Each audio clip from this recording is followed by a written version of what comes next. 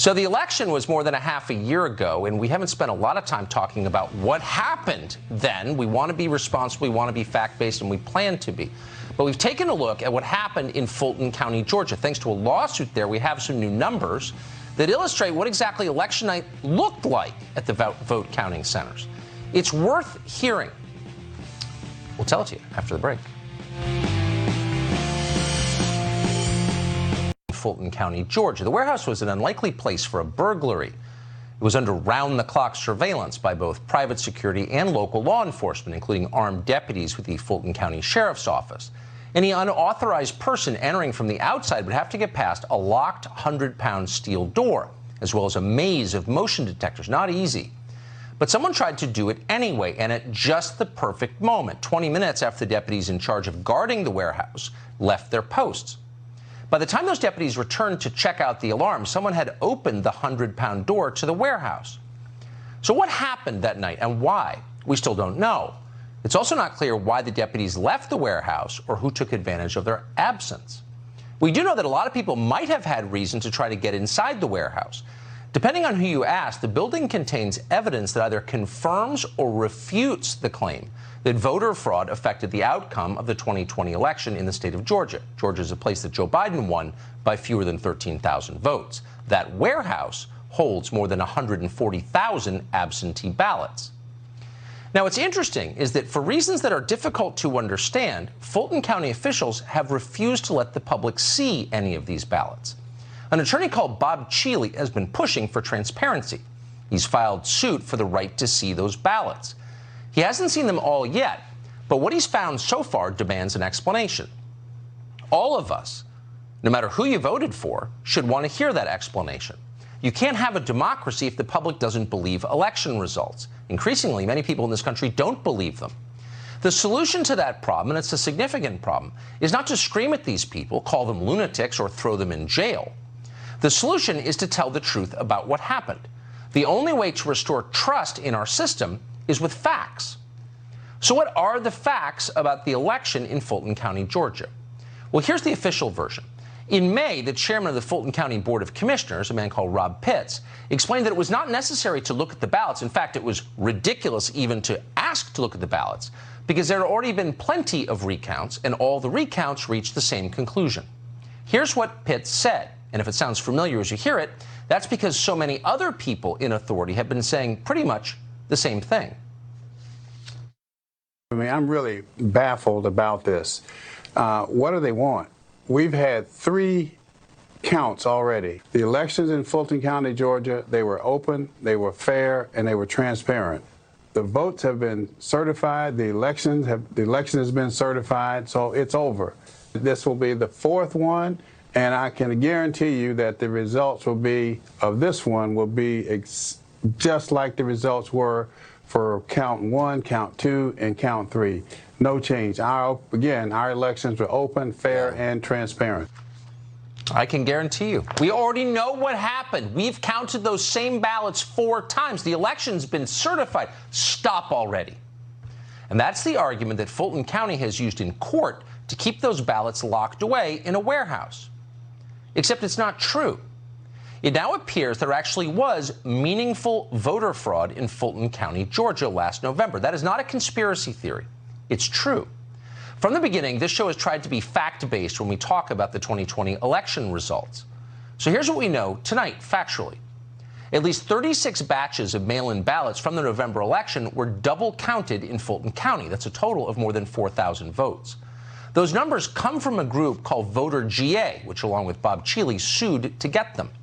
The final tally from the double counts we know about amounts to 3,300 votes for Joe Biden and 865 votes for Donald Trump. Now, before you dismiss Bob Cheeley and Voter GA as dishonest partisan actors, keep in mind that the strongly left-of-center Atlanta Journal-Constitution appears to agree with this, at least in outline. The newspaper reviewed the available digital ballot images independently and concluded that hundreds of ballots were improperly duplicated. What does that look like exactly? Well, here's what it looks like. At a press conference yesterday, a consultant with Voter GA called David Cross showed how we can be certain that votes in Fulton County were counted more than once. Watch. What I'm going to show you here is two ballots side by side. One of them is marked for Jason Shaw, and it's got a little squiggle mark next to it. You can see it's got the identical mark on the second one. And the ballot image is stored up here on the top left. So this one over here is scanner 5162, that's scanner number 3, batch number 235, image number 19. And that matches 234, image 59. So you have the same ballot counted twice in the images and counted in the audit. How that's possible, I don't know. How's that possible? I don't know. Every American should want to know, because the answer gets to the heart of the integrity of our elections, otherwise known as our democracy. We're not talking about a couple of ballots here. We're talking about a lot of ballots, at least hundreds of ballots involved, enough potentially to affect the outcome of the election. Here's another example. Here's one of the next ones. All right, so same batch, number 234, image number 2, and 235, image number 61. Republican, Republican, Republican, Republican, all the way down to the point where this little spot up in Fannie Willis matches this one over here. There's no question that that ballot was counted twice. So what's the explanation for this? Well, if you ask Fulton County, these discrepancies, the ones you just saw on the screen, were isolated incidents. Just a handful of bad ballots happens all the time. The county claims that any errors were caught in previous recounts. The problem is that neither one of those claims is true. Surveillance footage obtained by VoterGA appears to show large numbers of ballots being scanned multiple times. Pay attention in the tape we're showing you to the woman wearing yellow at the desk. According to VoterGA, she slides ballots into a scanning machine, removes the ballots, and then reinserts the same ballots. This happens multiple times. The question is, how many times were those ballots counted? Was each vote counted more than once? Fulton County won't answer that question. Now, one way to know the answer would be to check what are called audit tally sheets. Tellingly, for months after the presidential election, Fulton County failed to provide more than 100,000 of those tally sheets, including 50,000 of them for mail-in ballots. When VoterGA finally forced Fulton County to turn over the tally sheets, the conclusion was stunning.